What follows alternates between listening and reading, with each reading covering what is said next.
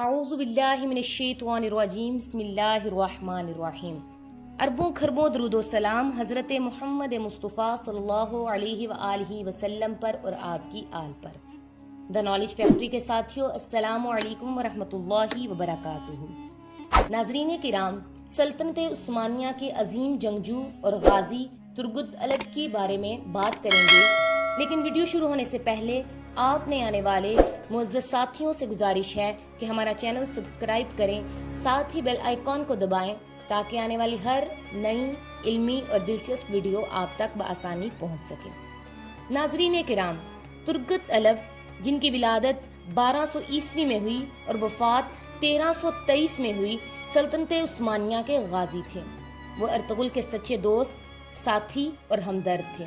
Ertugrul کی وفات کے بعد ترگت الب سلطنت عثمانیہ کے بانی عثمان اول کے بھی وفادار رہے اور حکومت میں ان کے معاون بھی تھے۔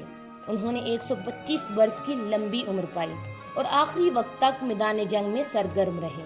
بچپن میں منگولوں نے ان کی والدین کو شہید کر دیا تھا۔ ان کا ہتھیار ان کا مشہور کلہاڑا، اور وہ واحد جنگجو ہیں جنہوں نے تیغ و سنا کی بجائے کلہاڑے کو اپنا ہتھیار بنایا۔ ان کا مقبرہ ترگت الب گاؤں انگول ترکی کے قبرستان میں واقع ہے۔ ارطغرل غازی کے مقبرہ کے باہر ترگت الب کے نام سے منسوب ایک اعزازی قبر بھی ہے جو ان کی اصلی آرامگاہ نہیں ہے۔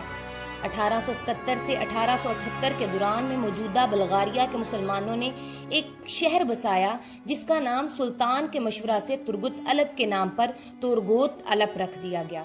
1886 میں اس علاقے کو قصبہ کا درجہ دے دیا گیا۔ یہاں کی معیشت کاشتکاری پر منحصر ہے۔ اہم فصلوں میں تمباکو، کپاس، زیتون، ٹماٹر اور گیہوں ہیں۔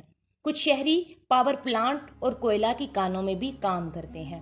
ترگت کا ہتھیار ان کا کلہاڑا تھا، جو کہ اب ترک عجائب گھر کی زینت ہے۔ کلہاڑا 92 سینٹی میٹر طویل اور 1650 گرام وزنی تھا۔ بصری اسٹیل سے بنا یہ کلہاڑا 2 دھاری تھا، دستہ میں چمڑا لگا ہوا ہے۔